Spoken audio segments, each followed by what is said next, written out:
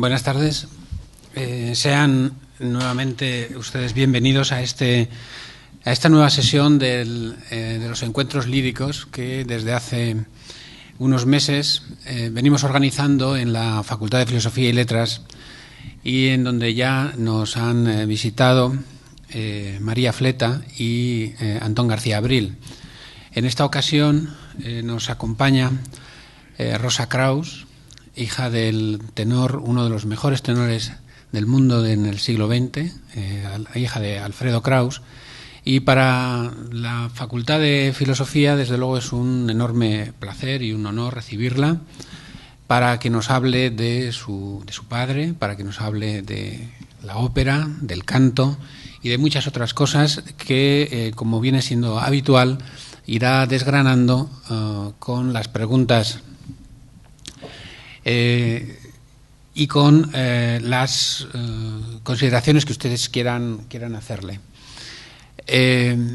Como también he dicho en las otras ocasiones en que he presentado el acto, a mí solamente me cabe hacer mutis por el foro, siempre. Es decir, yo me voy a sentar con ustedes a escucharla y también le vamos a agradecer profundamente el que haya podido venir y estar esta tarde con nosotros y ofreciéndole uno de los elementos que nos identifican a la facultad, que es una insignia de la propia facultad, que es símbolo también de la sabiduría, puesto que están los libros. No hay una grabación de canto, que podría ser también otra de las bellas artes en las que también nos ocupamos en esta facultad, pero va con esta insignia pues todo nuestro cariño, nuestro agradecimiento por estar aquí con nosotros. Y bueno, pues esto es un símbolo de la Facultad de Filosofía y Letras y de la Universidad de Zaragoza, que nuevamente agradece su presencia.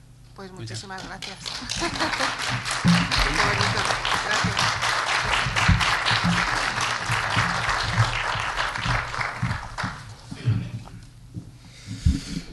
Bien, pues buenas tardes. Gracias por acudir de nuevo a esta cita de la Asociación Aragonesa de la Ópera en colaboración con la Facultad de Filosofía y Letras de la Universidad de Zaragoza. Agradezco una vez más al decano Eliseo Serrano y al vicedecano Gabriel Sopeña su apoyo y su respaldo a este ciclo y a esta propuesta.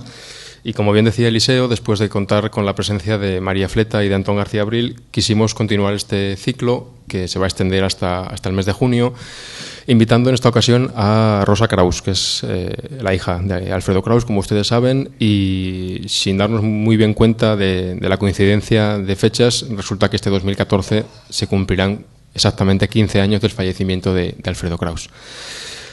Antes de comenzar con el desarrollo normal de la cita, la actualidad a veces es un poco tozuda y justo cuando conmemoramos la desaparición hace 15 años de Alfredo Kraus, del padre de Rosa, resulta que ayer se nos fue uno de los mayores músicos del siglo XX, personalmente una de las figuras que más me han hecho amar este género de la música clásica y de la ópera. Me refiero a Claudio Abbado. Y me sentía en la obligación de comenzar hoy la cita con ustedes haciendo un recuerdo explícito a 80 años de esfuerzo y de dedicación absolutamente pura, como los que fueron los de Claudio Abbado por la ópera y por la música. No recuerdo ahora mismo si llegaron a colaborar juntos Claudio Abbado y Alfredo Kraus. Creo que no. Yo diría que no me viene a la cabeza ningún caso concreto, pero bueno, es lo de menos. Quede ahí la referencia. Y bueno, comentábamos hace unos momentos con Rosa Kraus que ella estuvo acompañando a su padre cuando venía a cantar Alfredo Kraus a Zaragoza.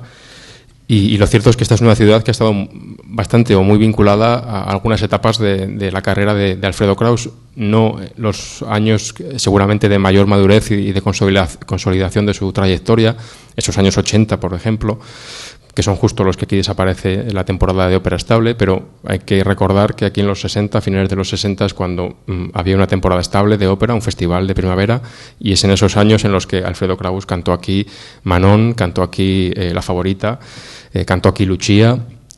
Están por ahí todas las fechas apuntadas, luego podemos repasarlo si ustedes quieren. Seguramente alguno de ustedes lo sepa mejor que yo porque estuvo allí.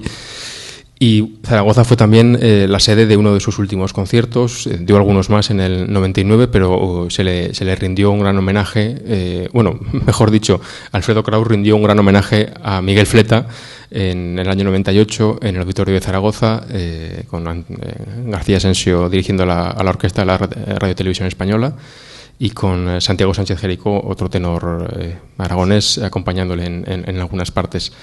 Así que Zaragoza ha estado presente de una forma o de otra en la biografía de Alfredo Kraus y Alfredo Kraus en la biografía de la ciudad en esas etapas y en esos momentos. Comencemos pues el encuentro y la tertulia y la charla por ahí. ¿Qué significa Zaragoza para ti y qué significó para Alfredo Kraus? Bueno, para Alfredo Kraus yo creo que significó lo que tú acabas de comentar, ¿no? Que él aquí hizo varias representaciones de ópera. Luego tenía muy buenos amigos y eso ha perdurado, quiero decir, a lo largo de su vida y de su carrera. Y después también la amistad que tuvo, ¿no?, con el hijo de Fleta, ¿no? Sí, el hijo de Fleta. Y nieta, ¿no? Sí, María Fleta, la nieta, María. y el hijo. Que yo recuerdo que precisamente cuando debutó María con él, yo le acompañé. Yo en ese momento pues podría tener 14 o 15 años, era muy jovencita, pero recuerdo perfectamente ese viaje y fue cuando realmente yo tomé conciencia de Zaragoza, porque yo creo que anteriormente, si había venido, era una niña y no recuerdo. Y en aquel momento me di cuenta, con esa edad, ¿no?, del cariño, de la admiración que despertaba incluso por la calle y de todos los amigos que le querían mucho y que realmente le agasajaron y le festejaron en aquel momento. Y luego también acudí cuando este famoso homenaje, ¿no?, que yo creo que fue el último concierto que hizo en la península. Exacto, a mí me costaban 2 conciertos después, pero en Canarias. Lo sacaron en televisión. Sí, se conservó la grabación. La grabación. Y ya él ahí ya no se encontraba muy bien, desgraciadamente, y el último concierto fue en Las Palmas, casualmente, lo que es la vida, allí fue. Eso fue. Entonces, bueno, pues Zaragoza siempre ha estado en mi casa, siempre ha sido por la amistad, sobre todo por los amigos, ¿no? Y siempre era un recuerdo y se aludía mucho a Zaragoza, la verdad es que siempre. Bueno, pues esta pregunta que te hacía yo a ti se la hacían a Alfredo Kraus en el Aldo de Aragón el 10 de mayo del 69. Además, consta aquí una cosa muy interesante. Dice lo siguiente: fue difícil localizar a Alfredo Kraus, dice el redactor, primero porque acostumbra levantarse tarde, segundo porque tenía pendiente una actuación de Los Pescadores de Perlas y el tiempo no daba margen para más que la preparación y el ensayo. Le llamamos al Gran Hotel y nos respondieron: está descansando, si desea hablar con su apoderado, hablamos con el apoderado, y el señor Irazábal, agente de Alfredo Kraus, sí, nos advirtió: es mejor que le den las preguntas por escrito, no le conviene hablar porque ha de cantar esta noche. Y hay una entrevista de unas 10 preguntas y la última pregunta es precisamente: ¿qué representa para usted Zaragoza?, le preguntan a Alfredo Kraus. Y dice lo siguiente: todos los sitios por donde uno pasa representan algo importante en la carrera de un artista. Zaragoza es la tierra del gran Miguel Fleta y es un aliciente cantar aquí donde tan buena semilla hay. Está el texto minúsculo. Eso aparte, me une una buena amistad con Miguel Fleta, hijo, a quien desde aquí envío un fuerte abrazo con los mejores augurios para su hija María, continuadora de la estirpe. Exacto. Así que es evidente el vínculo afectivo que había con la ciudad. Vamos a ir recapitulando algunas de las grandes cuestiones que han hecho a Alfredo Kraus un cantante histórico. Hay que tener claro que estamos hablando de Alfredo Kraus, estamos hablando de alguien de la altura de una María Callas, de una Montserrat Caballé, de un Fleta, de un Caruso. Estamos hablando de los grandes de la lírica del siglo XX. Siempre se ha hablado mucho de la técnica de Fleta, de Kraus. ¿Hasta qué punto era una técnica tan singular y tan especial? Vamos a ver, todo el mundo le preguntaba y él decía: la gente se cree que es mi técnica, pero no es mi técnica, es la técnica italiana de toda la vida, que es el sonido in máscara y realmente se basaba todo ahí, ¿no? Sobre todo. Claro, luego llegar a hacer eso ya tiene sus historias, pero él no le daba, o sea, sí le daba mucha importancia a su carrera a la técnica, porque fue algo que persiguió toda su vida y que practicó y que cuidaba mucho y que ahondó mucho en el estudio de la técnica vocal, pero no era todo, ¿no?, en él la técnica. Lo que pasa es que yo creo que él ya de natura tenía una voz colocada en máscara, porque si ustedes conocen, por ejemplo, el folclore canario, ya está, se canta de esa manera. O sea, es algo que es un poco inherente a las islas. Y luego tenía un timbre muy especial que yo digo que tenían que ver sus genes austriacos, porque es un timbre metálico con mucho squillo, ¿no? Muy penetrante. Recordemos que vuestro apellido Kraus es vienés y viene a través de que sería tu abuelo, ¿no? Mi abuelo, sí. De hecho, mi abuelo era vienés y él recaló en las islas porque venía de África y entonces, pues lo típico, yo creo que fue el año 1908, llegó en un barco, como en las películas, a Canarias. Sus padres vivían en Austria, en Viena, y le gustaron las islas y se quedó. Entonces él se estableció allí, se casó con mi abuela, él era el director, el gerente administrativo del Diario de la Provincia, que hoy en día sigue todavía, y por eso también mi padre nació en la casa donde en aquel momento estaba la rotativa del periódico, que hoy en día es el Museo Colón, para los que hayan visitado Las Palmas y lo conozcan, que es muy interesante también, ¿no? Porque es todo como una historia que está abocada a la parte histórico-artística, ¿no? Parecía que todo apuntaba a eso. Y luego, pues en aquella época, en Las Palmas también había un ambiente muy musical. No hay que olvidar que Saint-Saëns se estableció en Las Palmas y creó la primera sociedad filarmónica de España, también la hizo allí. Entonces, todo ese ambiente, un niño que crece así, oyendo mucha música, oyendo un folclore muy rico. Luego hay que destacar otro aspecto, que el Teatro Pérez Galdós, que no sé exactamente cuándo se fundó, pero sí es verdad que todas las compañías italianas de ópera que iban para América iban en barco y siempre paraban allí y hacían allí una representación. Entonces él oyó grandes cantantes y aparte en su casa, en casa de mis abuelos, había discos, como mi abuelo vino de Austria, se trajo también opereta, ópera alemana, en fin, él siempre estuvo en un ambiente, luego allí estudió con una profesora que también tenía un ambiente muy musical.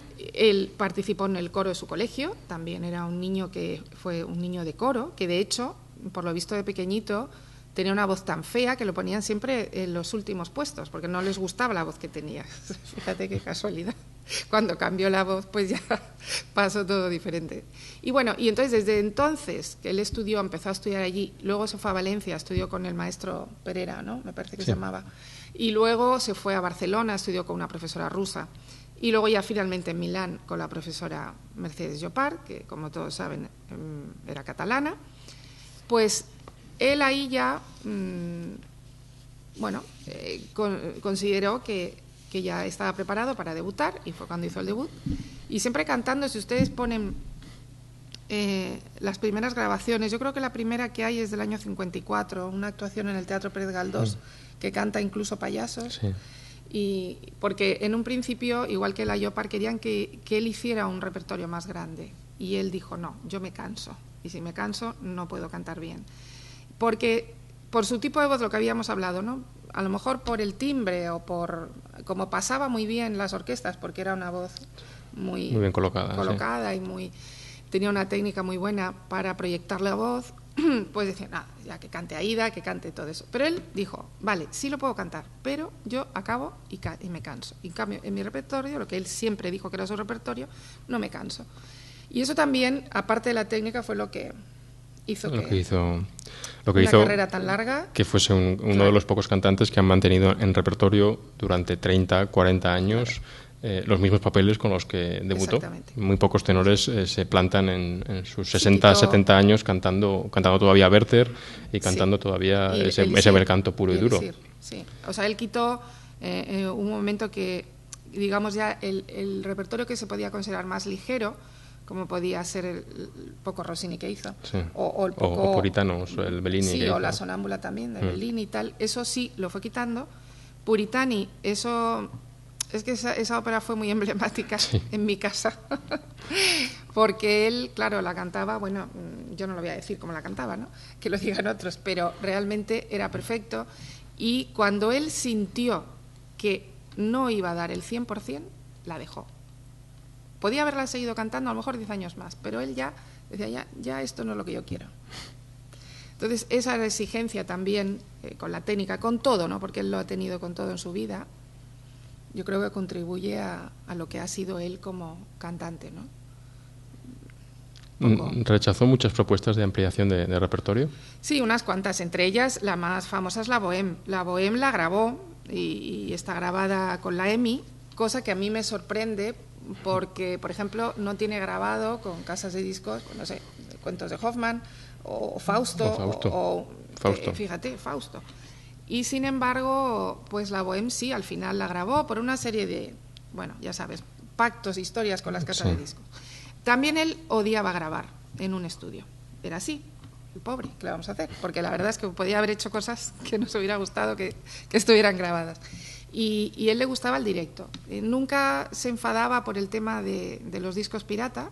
Decía, bueno, eso es lo bueno, porque así es como se ve si realmente un cantante en escena está dándolo todo.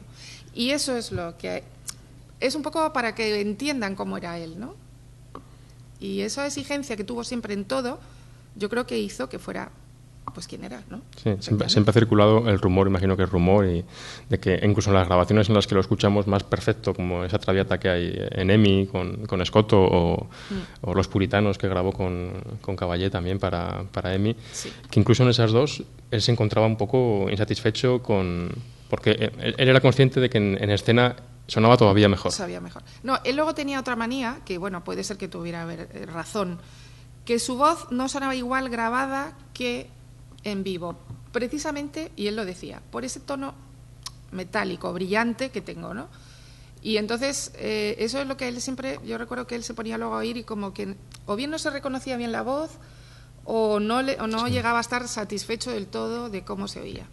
Y claro, eso a lo mejor fue lo que impidió que grabara más, ¿no? Que nos hubiera gustado. Sin embargo, sí que grabó una cosa y mucho, que fue Zarzuela. Sí, porque eso fue al principio de su carrera.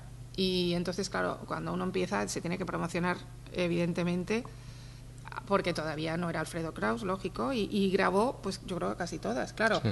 También es verdad que como se grababa en aquella época, pues imagínate, ¿no? Sí, bueno. Era una forma bastante industrial de grabar sí, una detrás de otra. Era lo que había, ¿no? Pero bueno, pero eso sí, es verdad, que género español lo grabó. ¿Y cómo era Alfredo Kraus en casa? Porque la sensación que tenemos muchos es de un personaje público bastante serio, que administraba mucho su comunicación, digamos, ¿no? Bueno, yo creo que él en el fondo era tímido y aparte de eso quería preservar su intimidad porque él no le gustaba. Pues eso nos pasaba, ¿no? Lo típico, vámonos todos a comer fuera. Pues ya muchas veces, ya que la gente se acercara, ¿no? Y con toda la buena intención, pero cuando él estaba en familia y en la intimidad, pues le gustaba pasar lo más desapercibido posible, como cuando íbamos a Canarias, que él iba en pantalón corto con zapatillas de playa y tal, pues él quería estar tranquilo. Entonces eso lo llevaba un poquito mal. Y luego, en casa era una persona bastante normal para ser tenor. Bastante normal, tengo que decir. Porque un tenor, no sé si ustedes han tenido uno cerca, es un tenor. Y eso es otra cosa aparte. Pero no, él realmente pues era un padre cariñoso, él en casa se comportaba, pues yo no sé cómo serán los padres normales, pero desde luego él era, dentro de todo, eso sí, si tenía que estudiar, pues entonces ya había que, los niños teníamos que respetar eso, dejarle que estudiara. Y lo peor era cuando iba a cantar Puritani. Entonces ahí sí que ya... Sí, siempre lo habéis contado, que había un clima especialmente sensible en casa con Puritani. Sí. No, solamente tenía que decirnos mi madre, ¿no? Nos reunía y decía, niños, papá va a cantar Puritani.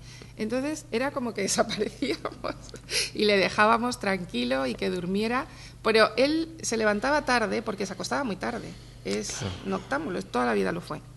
Y entonces, porque él disfrutaba más de la noche, no sé, y estudiaba, estaba más tranquilo, oía música, lo que fuera, ¿no? Y entonces, y claro, y después de una representación que es una paliza, porque realmente hacer una ópera acaba uno hecho polvo, y la adrenalina se queda mucho tiempo muy alta, entonces te cuesta dormir, y bueno, eso era por esa razón. Y tampoco le gustaba hablar mucho el día que iba a cantar, eso es verdad. Bueno, eso les pasa a todos, eso es muy razonable. Sí, pero no tenía manías de estas de me pongo la bufanda, no bebo agua fría, no como no sé qué, no, además él era nadador, de joven había ganado medallas incluso en Canarias Y en verano, por ejemplo, nadaba muchísimo y le gustaba mucho el agua, y todos los días en casa hacía su gimnasia. Se mantenía muy bien físicamente porque decía que el cuerpo es lo que contiene el aire, que realmente es la voz. Entonces hay que estar fuerte, y el diafragma, y en fin, los pulmones, las piernas, todo, para poder hacer una buena representación. Fue en cierta manera un obseso de la técnica, ¿no? Para él era lo principal. La ópera se reducía sobre todo a técnica. Todo era posible a través de la técnica. No, eso, a ver, él decía siempre, lo que hay que hacer es estudiar técnica, saber la técnica perfectamente, y luego olvidarte, cantar e interpretar. Eso lo decía siempre, y también a sus alumnos. Entonces sí, para él fue muy importante que esa técnica le permitiera hacer las cosas que hacía. Claro, evidentemente, que tenía un fiato impresionante, en fin, todo lo que sabemos. Pero él luego lo que le gustaba era transformarse en el personaje que iba a hacer. Y eso, por eso, yo creo que algunas óperas no las quiso hacer, sobre todo Mozart, hablamos, no porque no cantara bien Mozart, sino porque los personajes de tenor en Mozart no tenían carne, no tenían nada. Yo recuerdo entrevistas en las que habla de Don Octavio, de Don Giovanni en particular, que además personalmente yo creo que nadie ha cantado las dos romanzas o las dos arias de Don Octavio como las cantó él, pero decía que no le decía nada el papel, que le dejaba muy vacío cantar ese repertorio. Claro, porque es un papel muy estático, es un señor que no se sabe muy bien qué papel tiene ahí en esa ópera, porque es como un personaje raro, ¿no? O sea, no tiene una entidad ni tiene una personalidad. Y él no, a él le gustaba, claro, lógicamente, es que era solo con el Werther ya lo podemos entender, ¿no? A él le gustaba interpretar. Y entonces, claro, pues le pasaba con Mozart y con algunas otras óperas, que si el personaje de tenor no era un personaje dramático en el sentido teatral, pues que no le gustaba hacerlo. Y casualidades de la vida, uno de sus mejores registros, creo yo, para Emi, es el Così fan tutte con Giulini, donde hace un Ferrando maravilloso. De manual. Sí, no, y el de Carl Böhm también. También es otra versión, que es una maravilla. No, o sea, él, lo que es cantarlo, y en disco, bueno, pero claro, luego en teatro a él siempre se quedaba como diciendo... Era un hombre muy de teatro. Aparte de esa obsesión por la técnica, nos contabas antes que tú vivías la sensación que te transmitía cuando salía a escena era la que transmiten algunos actores cuando salen en un plano de una película y comunican antes de abrir la boca, ¿no? Antes. O sea, él, una vez que ya pisaba el escenario, ya se creaba una atmósfera, se creaba alrededor de él un halo, porque tenía eso, que ya lo transmitía, y eso el público y si los que lo hayan visto aquí saben que lo que estoy diciendo es verdad, y eso es algo que no posee todo el mundo, ¿no? María Callas lo tenía también, ¿no? Una persona que salía a escena y ya daba igual lo que hiciera, con que moviera una mano ya todo el mundo estaba loco con ella, ¿no? Pues es un poco, y eso es lo que demuestra, ¿no? Que no es solo la técnica lo que le importaba, ¿no? Lo que pasa es que él quería dar el 100% de todo, él buscaba la perfección en todo, era muy exigente, eso es verdad, lo era. También nos decías antes que tus primeros recuerdos no son habituales en una niña y están, por ejemplo, en la Scala de Milán. Tus primeros recuerdos como niña son en un teatro de ópera y ni más ni menos que en la Scala.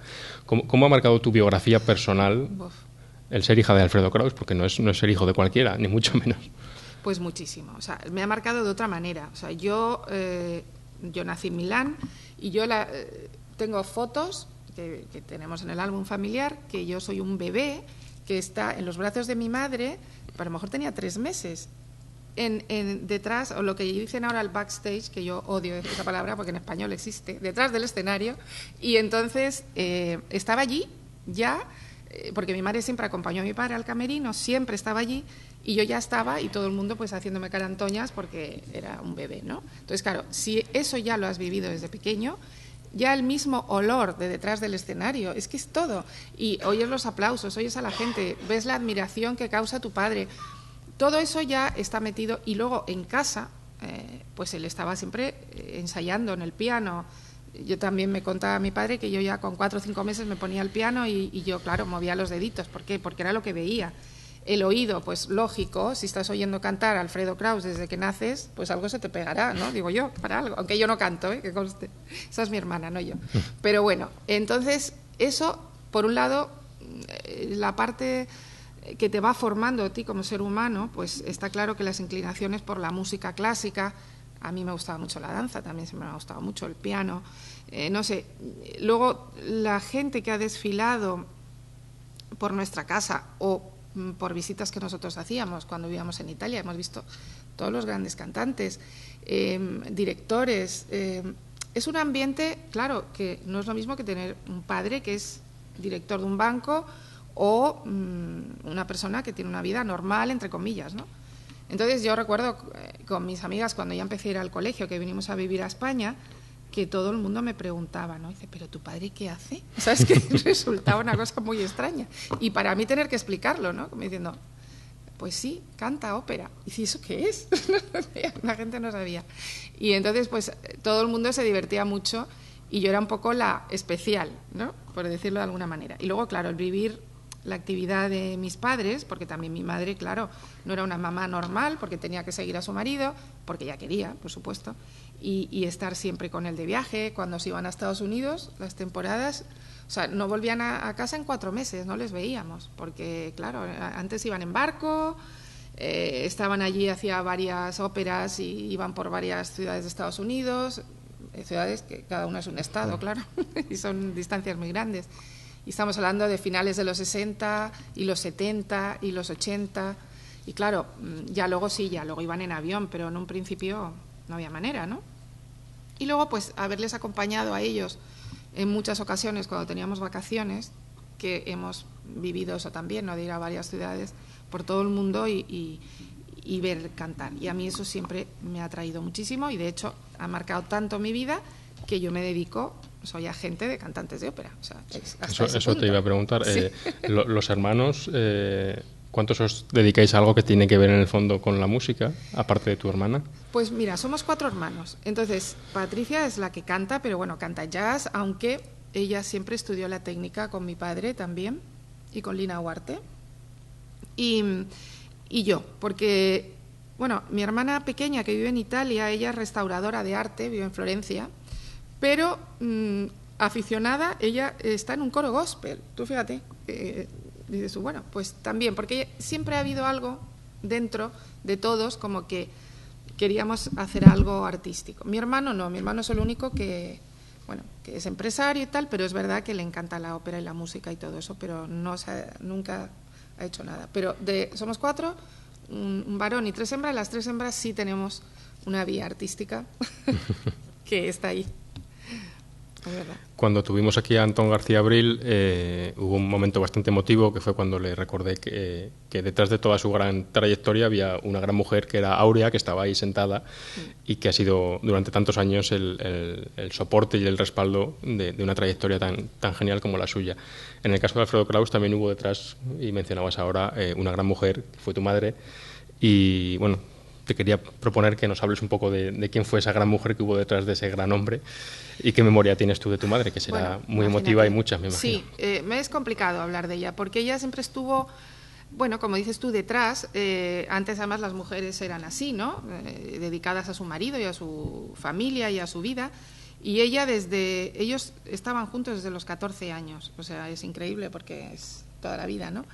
Y entonces ella dedicó toda su vida a acompañar a mi padre, incluso sacrificando el dejarnos solos, porque para una madre es difícil tener 4 hijos y tener que dejarlos en una ciudad y estar en el otro lado del mundo. Eso ella, bueno, lo aceptó y más que nada fue una elección que tuvo que hacer, porque sabía que para la carrera de él era muy importante que ella estuviera a su lado. Y además es que mi padre quería, ¿no? Y le apoyó en todo y siempre estuvo con él, hasta tal punto que, digamos, es así, lo sabe todo el mundo, que el fallecimiento de mi padre se produjo porque haber perdido a mi madre 2 años antes. No pudo soportarlo. Sí, te lo iba a preguntar, recordar, porque sí. Parece que es un relato como muy tópico, ¿no? Pero yo creo que realmente tu padre falleció porque no pudo soportar no tener la compañía de tu madre. No, él sufrió mucho durante su enfermedad y estuvo luego 1 año intentando recuperarse, y cuando parecía que se iba a recuperar, que fue cuando empezó a cantar otra vez, que ahí tuvimos todos que apoyarle muchísimo, y su hermana Carmen, que estuvo con él también, y todos nosotros. Y había empezado poco a poco, pero ya desgraciadamente la enfermedad ya estaba. Y además es que precisamente los médicos nos comentaron, ¿no?, que es una enfermedad que se produce mucho por temas emocionales, ¿no? Entonces él eso no lo pudo soportar. Y así fue, desgraciadamente, porque él estaba muy bien, él físicamente, él seguía cantando y era un deportista. Sí, el estado vocal que se escucha en el concierto de aquí del 98 es con el deterioro razonable y lógico de una persona que tiene unos años, claro. Pero se encuentra el timbre, se encuentra la colocación, se encuentra la técnica. Y después de haber pasado lo que pasó con mi madre y un Exacto. año sin cantar entero, porque Exacto. ni vocalizaba, nada. Es que no quería saber nada. Entonces, claro, luego fue empezar otra vez. Claro, a esa edad, con 70 años, volver a empezar, yo desde luego... Claro, era porque nosotros queríamos que lo hiciera porque se agarrara un poco a lo que toda su vida había sido su vida de cantante y su carrera, pero no fue suficiente, ya ves. Y en línea con esto, ¿cuál es tu sensación acerca de cómo se administra en España el legado, el recuerdo y cómo se homenajea o no a Alfredo Kraus? Porque yo recuerdo haberte escuchado alguna entrevista en la radio hace años, cuando creo que trasladasteis los restos de vuestros padres, en la que decías que echabas de menos desde Madrid, digamos, desde Madrid un reconocimiento más estable y más... Hombre, yo sinceramente, vamos a ver, desde Madrid desde luego muy poco, y eso lo digo siempre, Este año por fin, y gracias a que, bueno, en este momento ha cambiado el gerente del teatro, y bueno, no el gerente, el director artístico, y tuvimos una conversación, va a haber un concierto homenaje, por fin, en el Teatro Real, por el 15 aniversario. Pero, no sé, ya es que hablar de esto, no solo por mi padre, sino por muchas más figuras, ¿no?, que a lo mejor el arte lírico es un arte un poco olvidado o un poco menospreciado, o no sé, por parte de quienes están, pues no sé, desde el Ministerio de Cultura, lo puedo decir claramente, hasta, bueno, el gobierno, en fin, todo esto. Yo creo que es algo que si mi padre hubiera sido americano, imaginaros lo que... Sí, yo siempre... lo que sería Alfredo Kraus en Estados Unidos, ¿no? Yo siempre me acuerdo de que el tenor americano Richard Tucker, que también murió temprano para lo que podía haber vivido, pues resulta que hay una fundación en Estados Unidos que lleva su nombre y que organiza todos los años una gala impresionante con unos premios detrás. Que de hecho mi padre ha cantado. Exactamente, en esa gala, exactamente. Veces, sí. Pues nada, aquí yo estoy luchando hace muchísimo tiempo por la fundación y por hacer algo, pero ahora, claro, en nombre de la crisis no hay dinero para nada.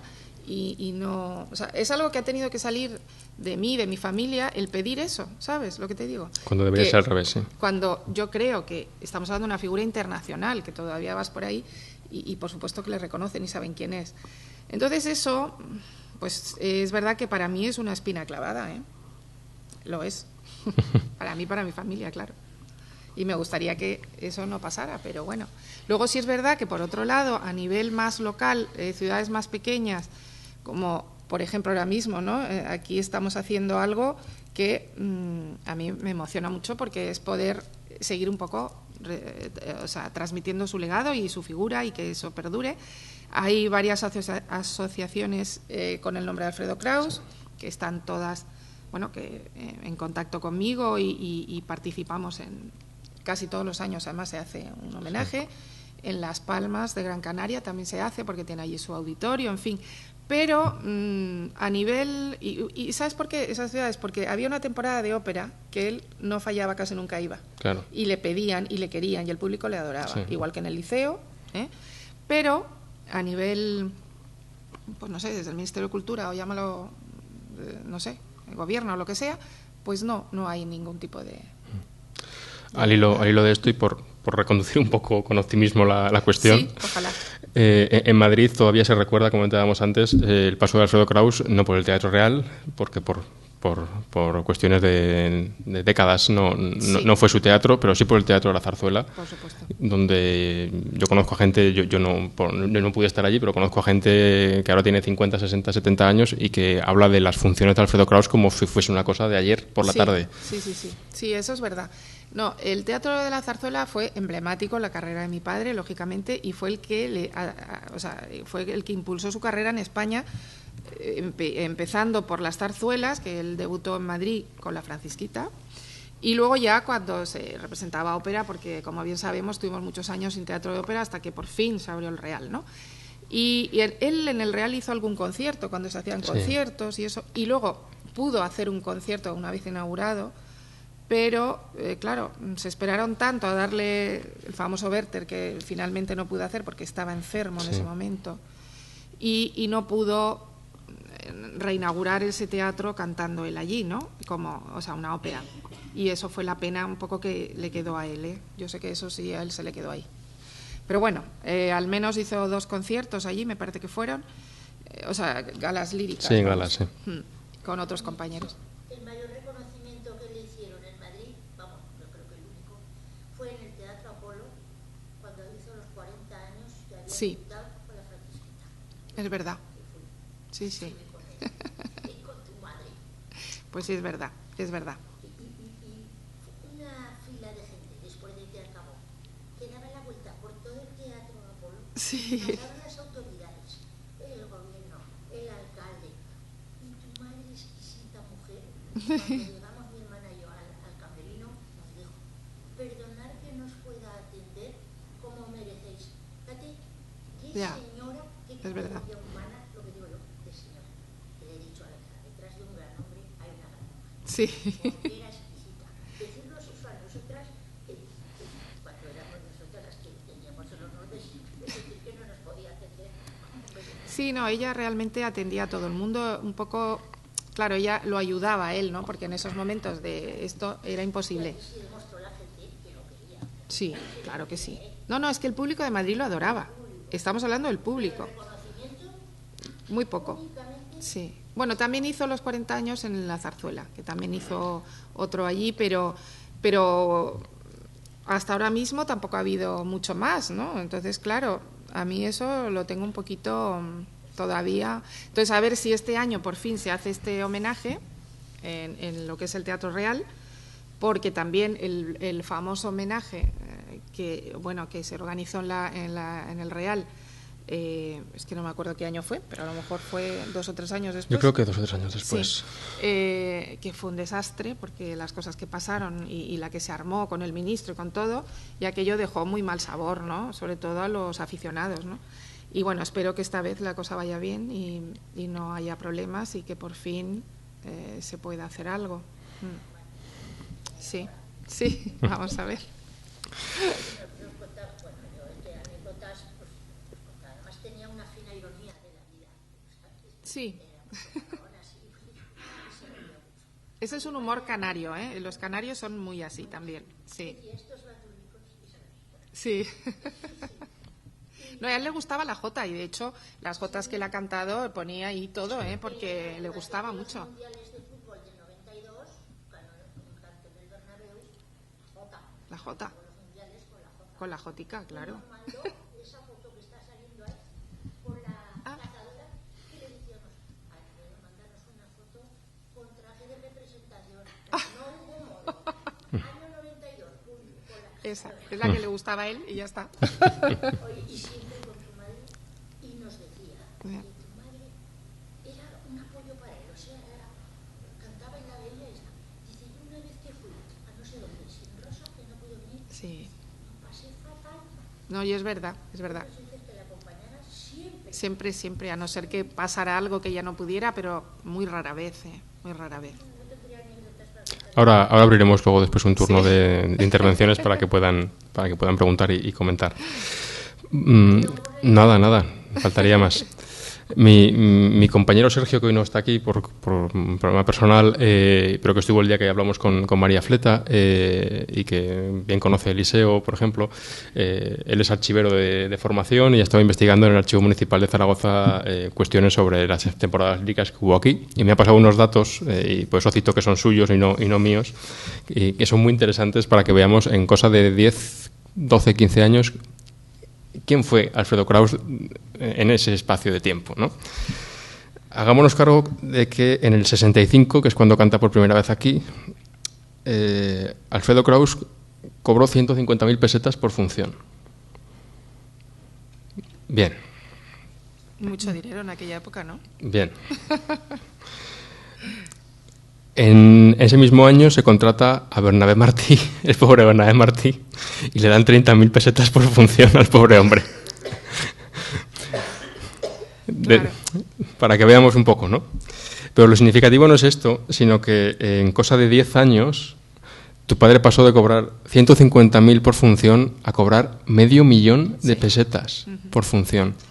Hablar de dinero siempre está feo, pero hay veces que es muy significativo de lo cotizado que llegó a estar Alfredo Kraus y de la suerte que era, por otro lado, el tenerlo cantando en Zaragoza. Cosa muy difícil. Él tuvo en una época, ahora yo no recuerdo porque también no llevaba esos asuntos, pero eso tenía sus apoderados y sus cosas, que es verdad que tuvo uno de los cachés más altos de la época, eso sí, que ahora se ha superado con creces por los que están ahora, porque claro, ya aparte que son euros y es otra historia, pero es verdad que en su momento, sí. Y él, lo que pasa que, bueno, en algunas ocasiones cantaba gratis, porque si era un concierto benéfico o en un sitio donde veía que no se podía, o por amistad o por tal, o lo rebajaba mucho, en eso también, quiero decir que también hacía esas cosas, pero sí es verdad que tenía caché muy alto. Sí, y más que el caché en sí mismo, como en cuestión de 10 años lo multiplica por 4, ¿no? Es un hecho muy significativo para ver lo cotizado que llegó a estar Alfredo Kraus, No, es verdad. porque justo esos años, desde el 65 más o menos, es cuando comienzan todos sus grandes debuts en los teatros europeos. Es ese margen del 65 al 75 cuando conquista, digamos, la escala. Bueno, la escala ya la había conquistado, pero cuando conquista Londres, conquista Viena, conquista todos los grandes teatros, en el ¿no? 60, ¿no? Fue a Estados Unidos también. O sea, la verdad es que él, a raíz del debut que fue en el Cairo, como todo el mundo sabe, no paró. O sea, ya él tenía todas sus agendas siempre, no se sabía ni los años. Es verdad que él no aceptaba todo y que dejaba, entre ópera y ópera, dejaba un espacio, porque él siempre cuidándose con su voz y tal. Cosa que hoy en día, pues ya se sabe, ¿no? Que cantan aquí, allí. Bueno, es otra manera de pensar las cosas. Pero él rechazaba muchísimas cosas, pero muchas.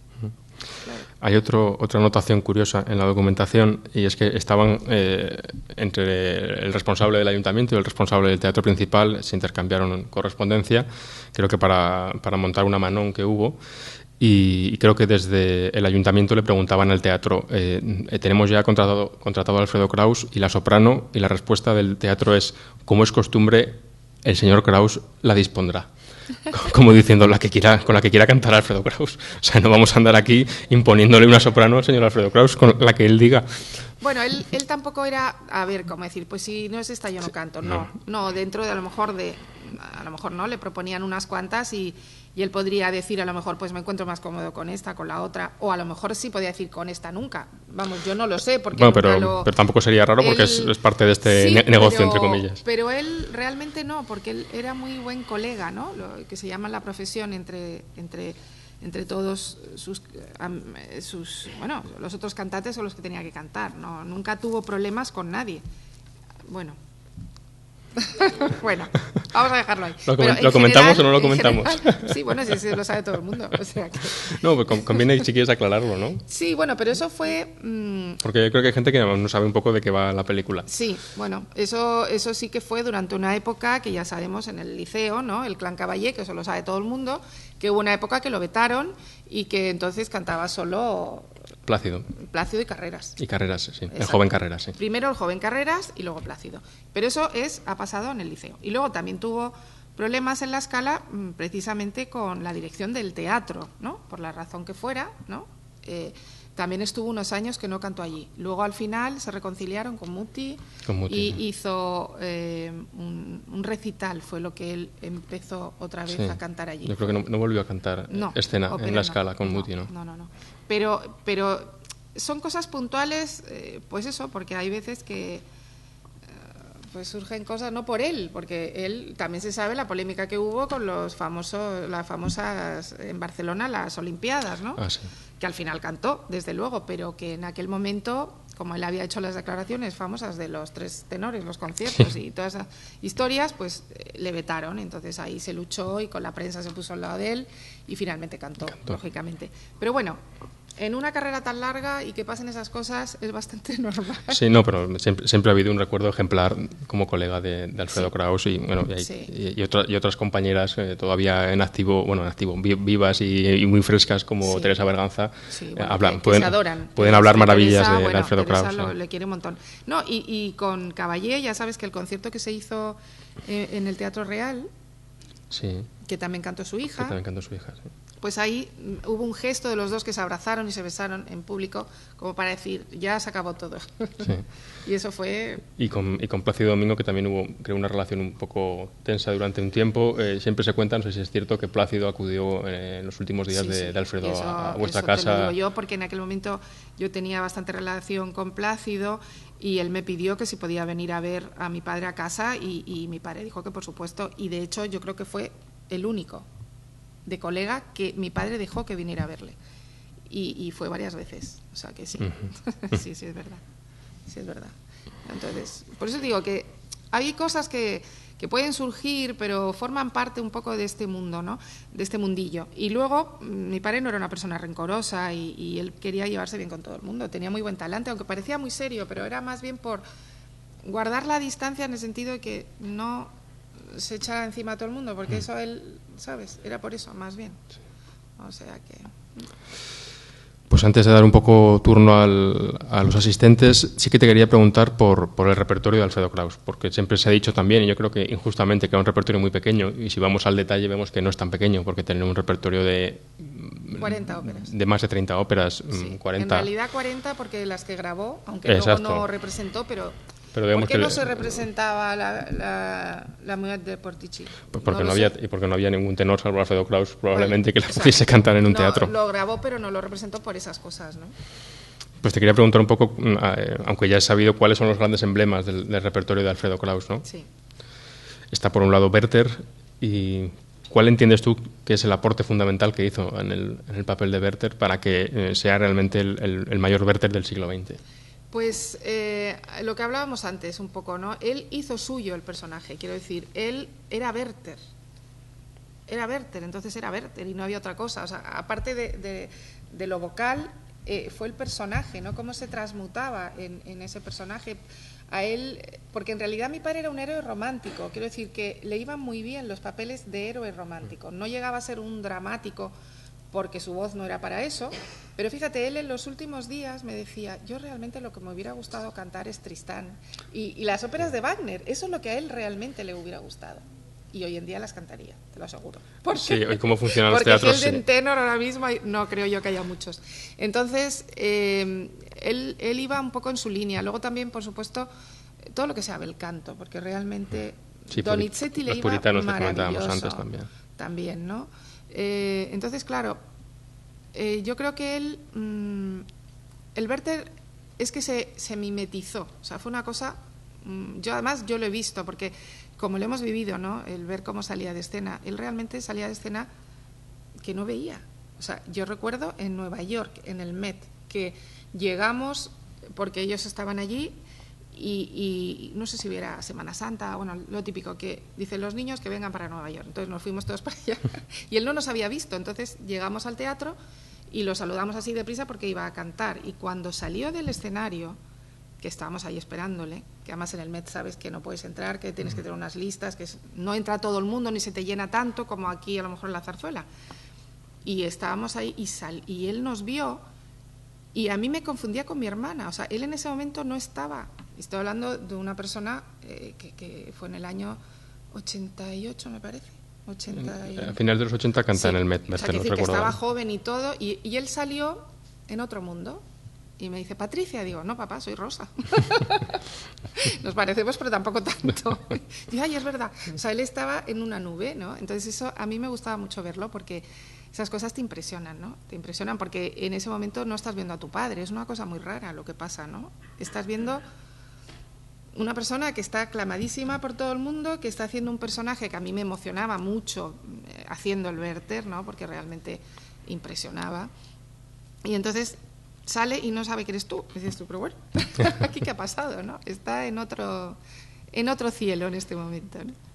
Y yo creo que eso le pasó a él. O sea, el Werther para él fue su papel emblemático Él tampoco lo decía claramente, porque a él le gustaban muchas óperas, Sí. no solo eso. Lo que pasa es que en el Werther dio más.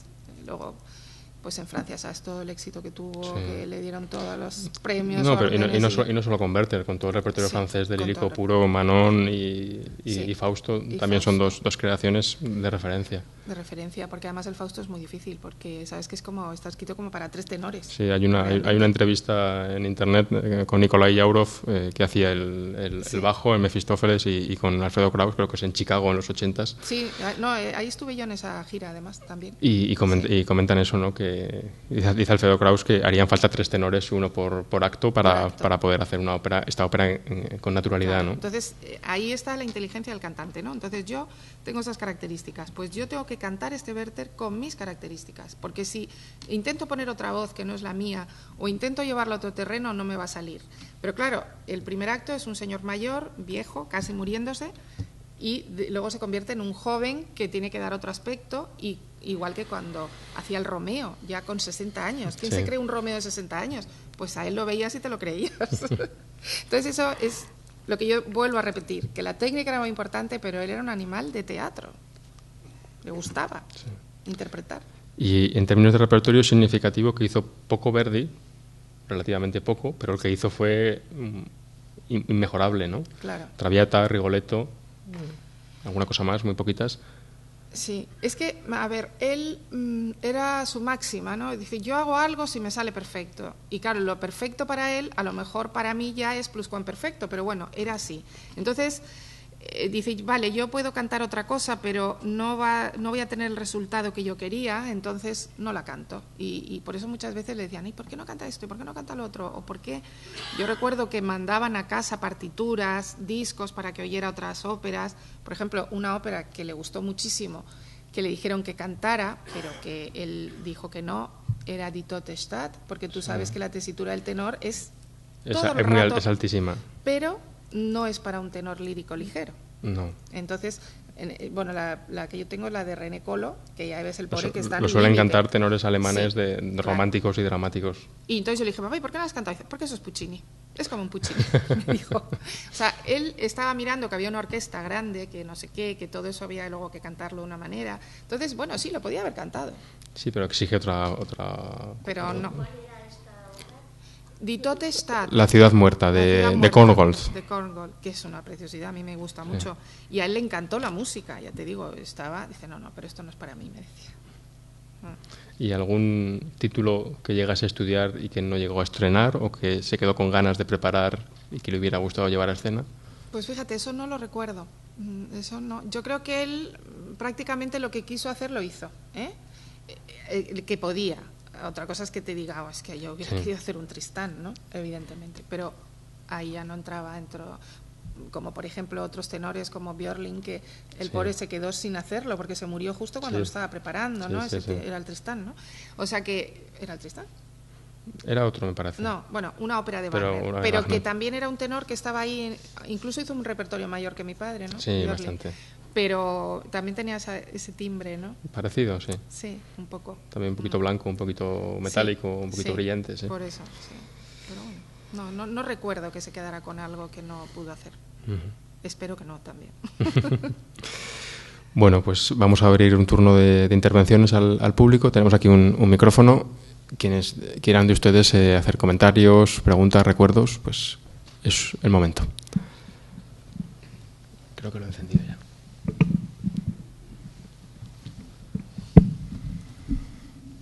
Pues entre las muchísimas anécdotas que tengo, hace unos años fui a Milán a ver la representación de este gran tenor actual que tenemos ahora, que le llaman sucesor de Carlos, que es Juan Diego Flores, de Juan.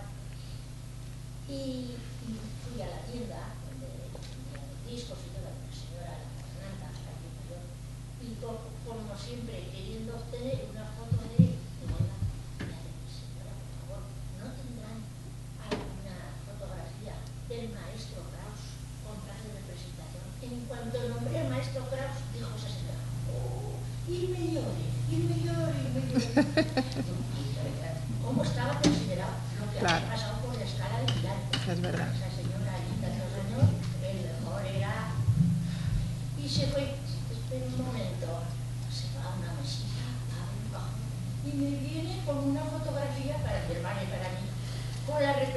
recuperación del Venecia. Anda, de la Scala, claro, es que tienen un archivo allí. Sí.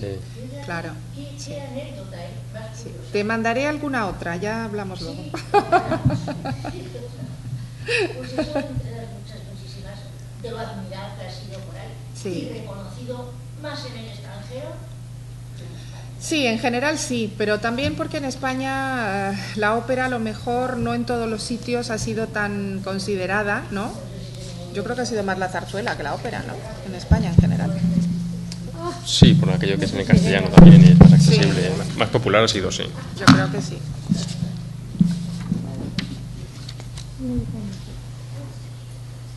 Allí Allí.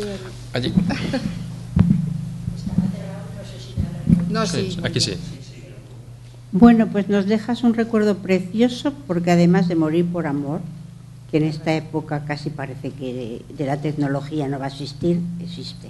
Sí, sí. Y nos dejas ese recuerdo tan bonito de una persona muy entrañable, español y nuestro. Muchas gracias. Pues yo os Y agradezco. a vosotros os por lo agradezco. traerla.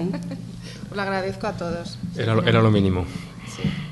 Yo tengo que decir que hoy cantando Rigoletto en Barcelona en el invierno del 58-59, que entonces yo creo que Plácido Domingo no pululaba aún. No, No, Domingo porque es debuta más más joven. tarde. Plácido era más joven, es más joven.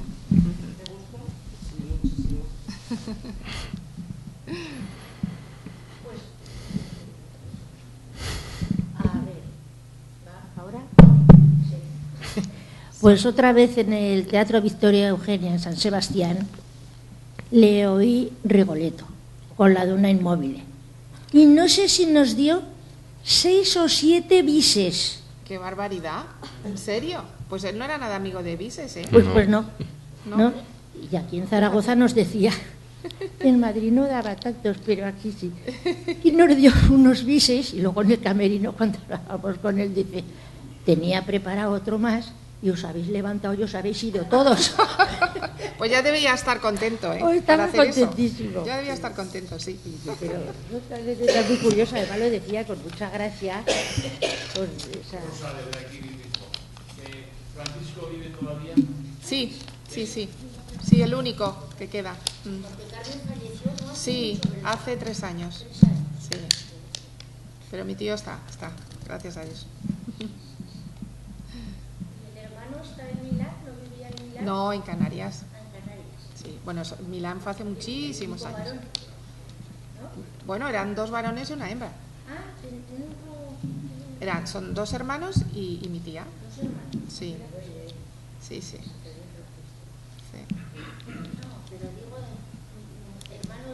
Se refiere a hijos de ¿Hermano hermanos mío? vuestros. Un varón solo, sí, no, él vive en Madrid. Sí. No. Vivimos en Madrid menos la pequeña que vive en Italia. Sí, sí, sí. Estamos en Madrid. Que yo voy muchísimo a Canarias, voy y vengo continuamente, porque además tengo una hija viviendo allí y tengo mi familia también, o sea, que voy mucho. ¿En Las Palmas? Sí, en Las Palmas y en Fuerteventura, sí. Y Lanzarote. El año pasado también a oír al peruano, Ah. Teatro Pérez Galdós, que estrenó allí El Pescador de Perlas. Sí, sí, yo estaba. Pero claro, yo había oído antes unas... No, lo que pasa que ese día él no estuvo bien. Juan Diego ese día no estaba bien y no cantó bien, porque estaba allí, lo vi y no lo hizo. Casa de Colón y vimos allí que tengo fotos de la puerta, Sí. y está la plaza. Sí, sí, sí, claro que está. Me encantó ver todo eso y el gran auditorio que le han hecho. Sí, es precioso. Para mí es uno de los más bonitos que hay. Sí, la verdad que es muy bonito. Sí. Caballero. ¿Qué año fue cuando cantó, no sé si sería la última vez, que estuvo en Zaragoza o un poco antes, una de María ante la imagen de la Virgen del Pilar? Yo eso recuerdo en la película de Gayarre, pero yo no recuerdo que lo cantara él en directo, eso no lo sé. Es un dato que no tengo. Yo sé que en la película, ¿te acuerdas, no? Sí, sí, sí. Está ahí delante. A mí lo otro no me consta, pero puede ser cierto, no lo sé. No lo sé. O sea, Yo- porque el último año fue aquí el 88. 98. 98, perdona. Y lo que tengo constancia es de que el último concierto antes del 98 porque hay que tener en cuenta que el Principal cierra entre el 85 y el 87, creo, y el último concierto antes de esa gala en el auditorio fue en la Argensola, en el 86, que estarían la mitad de ustedes. Y me han contado que además era como se vestía en la época de smoking blanco, o sea, no, de verano, o sea, de, claro, sí, sí. Claro. Ah, bueno, fíjate. Sí. Y que fue, bueno, si tienes el programa, es un programa de canciones italianas y españolas, me parece, ¿eh?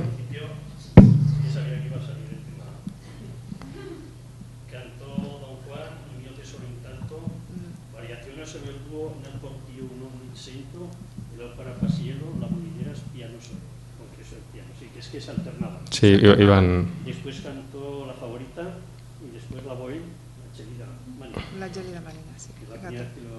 Sí, en conciertos sí cantaba el aria, claro.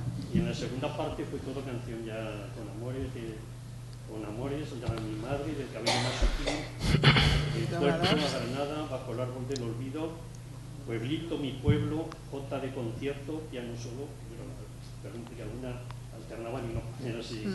Morucha. Qué bonita, y en el fondo de la nada. Sí, esa era de Salvador Ruiz de Luna. Es que él, es verdad que en los recitales, y no solo en España, fuera de España, incluso en Viena, tú lo sabes, llevaba el repertorio español porque él lo quería llevar por todo el mundo, siempre lo dijo, ¿no? Y por eso también tuvo el reconocimiento de la Sociedad General de Autores y todo eso, porque realmente él quería dar a conocer la música española también, ¿no? Sí, normalmente a mí este programa lo guardo porque es el único de los que tengo dedicados que viene nacido en 1927. ¿Sí? Ah, porque no lo seguía cantando también, todos decían, no, que tiene tantos años, y yo nunca me acordaba, tengo que ir a buscarlo. Sí, nació en el 27, exactamente. Sí. Luego en la... Didi, adelante. Hay un libro que a mí me ha entusiasmado, porque yo soy un amante de la voz, y entonces es el de Arturo Reverte, sí, que nos vino a una conferencia que vino cuando... Sí, es que vino a dar una conferencia sobre Fleta con nosotros. Sí, y es una preciosidad de libro. Muy ahí se entiende toda la técnica. Es que ellos tuvieron conversaciones porque mi padre siempre decía que Arturo pues sí tenía un conocimiento de técnica bastante serio, ¿no? Y entonces ellos hicieron, yo recuerdo que de Arturo venir a casa, y de hecho yo sigo bastante la amistad con Arturo, y siempre hablaron mucho, y entonces Arturo ya hacía tiempo que estaba pensando hacer este libro, y precisamente con la Asociación de Oviedo es como ha podido ver la luz, y que lo presentamos en Oviedo, luego en Madrid, en la Escuela Reina Sofía, y todo eso. Y la verdad que es un libro que está muy bien, precisamente por eso. Hay varios libros escritos sobre mi padre, todos bastante interesantes, porque hay en Italia también, hay varios, uno es sobre los personajes, que es muy bonito, lo que pasa es que no se ha traducido en España. Es complicado traducir cosas en España, sé cuál es, pero... Sí, entonces, y luego hay otro de Vitali también, que es un compendio un poco... él lo hizo con mi padre vivo todavía, con lo cual no termina el libro, quiero decir que en ese momento que acabaron el libro mi padre seguía, o sea que habría como que cerrar eso, ¿no? Pero el libro también está muy bien. Y luego hay un libro precioso que edita el Cabildo Gran Canaria, que se puede pedir en el Cabildo, que es un libro que es como una entrevista a Werther, pero Werther Alfredo Kraus. Y entonces es un periodista francés, está traducido al castellano, y es un libro precioso, porque es como si estuviera hablando con Werther y con Alfredo Kraus. Entonces, a veces no sabes con quién habla, y este era un escritor muy bueno, que se llama Lacombe, me parece que es. Pues es un libro muy bonito que recomiendo. Lo que pasa que hay que pedirlo allí, porque yo no lo he visto en ningún sitio, en ninguna librería. El de Italia están los dos, o sea, este está en el Cabildo, y luego hay 2 o 3 libros editados en Italia, en Bon Giovanni en Bon Giovanni, que es una editorial que es de allí. Habría que verlo. Y luego está el que escribió el doctor Eduardo Lucas, que era un amigo. Que era uno de sus otorrinos. Sí, y más que nada, como yo le llamo, pero yo lo puedo decir porque se lo digo a él, que es un loco de la lírica de estos, como de los toros, pues el de la lírica. Se lo digo con cariño y él lo sabe, o sea que lo puedo decir claramente. Y entonces él recopiló este libro que, claro, pues ahí hay un poco de todo, vivencias, su biografía, su discografía, fotos, en fin, un poco de todo, ¿no? Ese es más anecdótico, más un libro más popular, ¿no? Otro gran amigo suyo, médico, canario, que se llamaba Alfredo Matallana, sí. Muy amigo mío. Sí, ese sigue en Madrid, claro. He hecho un seguimiento. Vamos, no se te escapa nada. Desde los 19 años. Miedo me está dando. Sí, pues, también me dicen, tú podrías... Escribir un libro también. Claro, oye. Adelante. Bueno, escuchando a Rosa Kraus, ha sido muy agradable esa especie de biografía reflejada en su experiencia personal junto a su padre. Me ha venido a la cabeza una pregunta. ¿Qué hubiese pensado Alfredo Kraus de la divulgación de la ópera en esa época de los tres tenores, con tantas actuaciones masivas, que parece que por un lado pues sirvió para que determinado público se aficionara a la ópera, pero por otro lado pues parece que más que divulgar se vulgarizaba? ¿Qué hubiese pensado el gran maestro Kraus de ese tipo de divulgación operística? Él ya lo manifestó, por eso se ganó la enemistad y pasaron las cosas que pasaron, ¿no? Él no estaba para nada de acuerdo, porque él decía, no porque lo hagan ellos ni nada, sino porque eso no es hacer ópera, eso es cantar una serie de arias todas seguidas que además así como muy popularizadas, por mucho que se llevaran a grandes directores y tal, que bueno, él no estaba de acuerdo, porque para él la ópera era es que mi padre entregó su vida a la ópera. Mi padre era como un, ¿cómo se dice?, un sacerdote, ¿no? Era así, y entonces para él era algo sagrado, las partituras, la música. Él tenía ese concepto, ¿no?, de lo que era la ópera, y él concebía la ópera de una manera y de ahí no le gustaba salirse, ¿no? Entonces, bueno, tanta concesión, tanto bajar el nivel, pues él estaba muy preocupado, y él lo decía. Dice, el problema es que cuando bajas tanto el nivel, al final no sabes dónde va a llegar la cosa, porque lo que habría que hacer es culturizar a la gente para que pueda llegar a comprender desde el colegio, ¿no?, a los niños la música, no sé qué, cosa que ya veis. Entonces, eso es lo que él pensaba, no decir, vamos a bajar el nivel de todo para que llegue a todo el mundo. Y en el fondo estamos viendo que en el momento que estamos, yo no sé hasta qué punto la gente va a la ópera porque le gusta la ópera o porque ve un espectáculo o porque viste mucho, yo eso no lo tengo muy claro, ¿eh? Pero lo que se está viendo ahora es que se quiere encargar la ópera, así te lo digo. Entonces, sacar ópera adelante es muy, muy, muy difícil. La gente que está luchando con eso ya no sabe qué hacer para poder sacar. Ahora mismo hay en peligro en toda España muchas temporadas de ópera, porque no hay ayudas, porque no hay nada. Y entonces, claro, cuando hay una sociedad como los amigos de la ópera de cualquier sitio en España, son los socios los que mantienen eso. Pero claro, tú imagínate lo que es montar eso, es muchísimo dinero, los socios solos no pueden. Luego hay que alquilar el teatro, o sea, él todo eso decía, bueno, muy bien, sí, toda esa gente va a acudir, pero veremos a ver lo que se le da, ¿no? Es un poco lo que él pensaba. Aprovecho la coyuntura para ejercer de presidente de esta asociación y animarles a ser socios de este proyecto que requiere, lo digo siempre, de su apoyo, no solo moral y de su asistencia, sino de su contribución económica, con una cuota de 30 euros al semestre que les da derecho a muchos descuentos. Traer a Rosa Kraus, traer a María Fleta, traer a Antón García Abril es posible colaborando con la universidad, sí, pero también a través de su respaldo y de su ayuda. Antes de cerrar, quería comentar un par de referencias más de la documentación. Una de ellas, a ver si ustedes me la pueden resolver la duda, porque no la tenemos clara, y la otra es la siguiente. En el 74 hubo un proyecto que no se llevó a cabo, imagino que por la agenda de tu padre, de hacer un Werther en Zaragoza con Alfredo Kraus, que creo que no se llegó a hacer, un Werther del 74. A mí no me consta que se llegase a hacer. No. Yo creo que no. Y la otra cuestión es que la Comisión de Festejos del Ayuntamiento quería en el 63, para el Día del Pilar, hacer Gigantes y Cabezudos con Alfredo Kraus.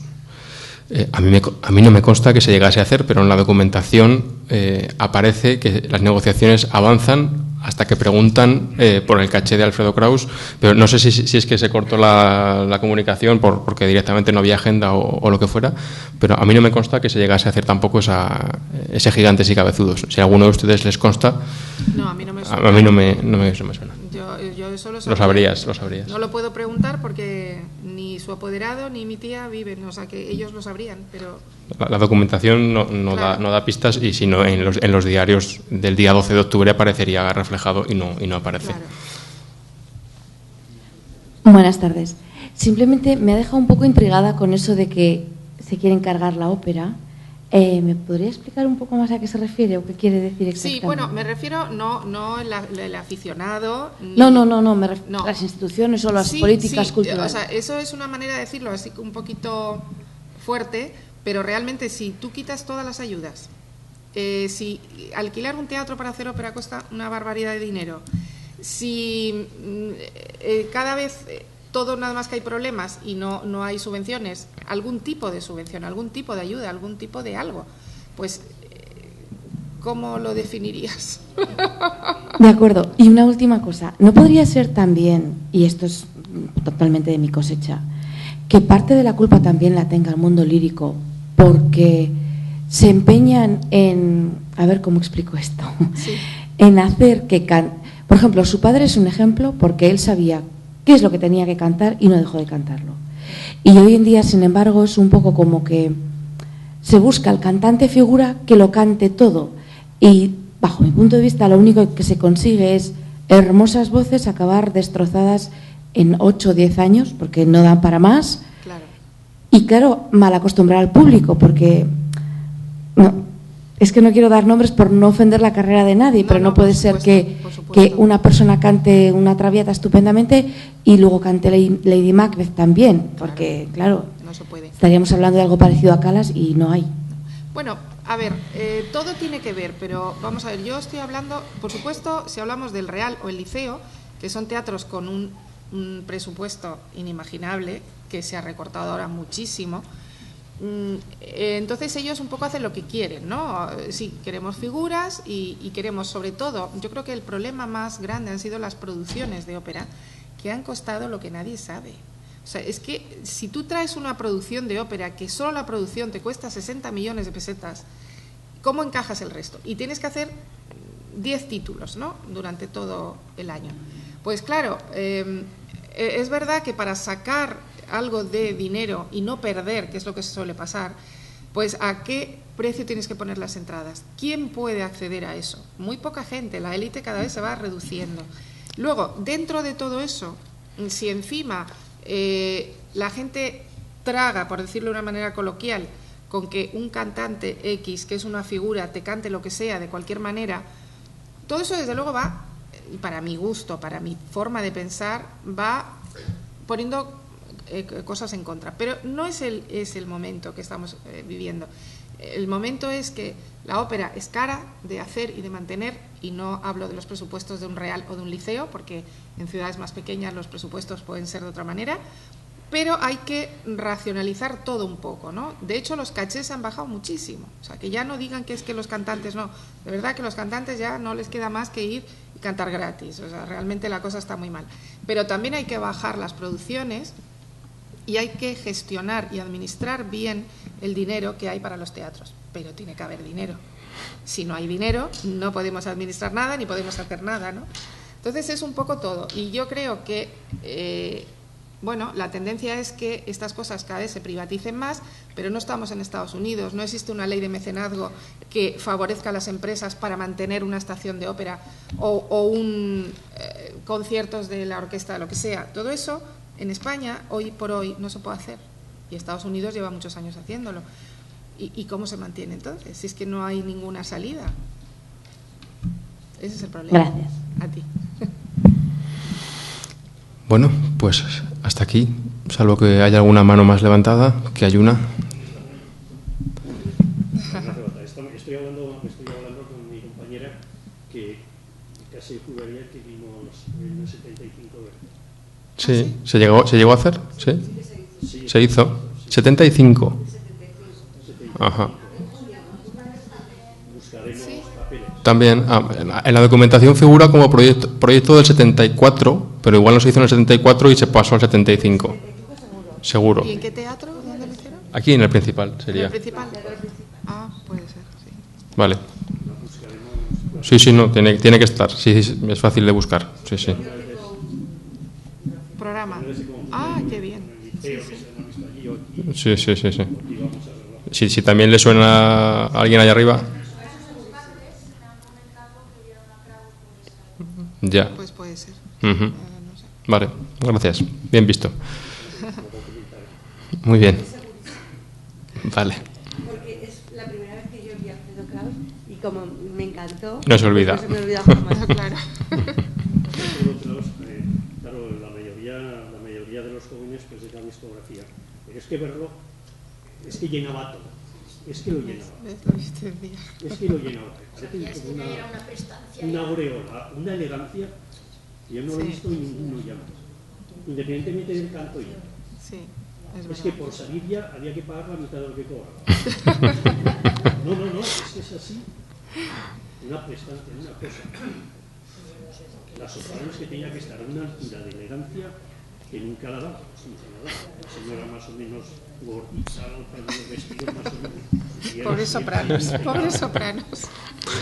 Es que tu padre además era un hombre bien plantado, hay que decirlo también. Era un señor de esta gente que le cae bien una americana, que no le cae bien a todo el mundo una americana. Se cuidaba. Eso además. Bueno, y que fue atleta y que hacía deporte y eso se notaba. Eso se notaba. Una anécdota, cuando venía a Zaragoza, yo soy contrapariente de Gazo, el sastre, que falleció en la calle San Peral. Y Pepe Gazo me lo llevó a presentar un día, porque Pepe Gazo tenía una vitrina en el Principal de modas, que era, casi toda la esto venía de Inglaterra, en fin, era pues no va más entonces. Y era muy esto de la ópera, muy enamorado, y siempre que venía iba normalmente yo solía pasar por la tienda. Estaba en San Peral. Sí, mi padre, es verdad, era muy coqueto, le gustaba la ropa, le gustaba vestir bien. Aunque él tenía su sastre italiano, que es otro loco aficionado de la música, pero él le vestía allí, pero luego le gustaba siempre comprarse cositas. Sí. Ha presumido. Sí. No, es que podía presumir. Es verdad. Sensibilidad, que afabilidad, que todo es súper relativo. Bueno, pues con este homenaje a Alfredo Kraus, con su hija Rosa Kraus, gracias por acudir, gracias a la universidad y gracias a Rosa. Encantado.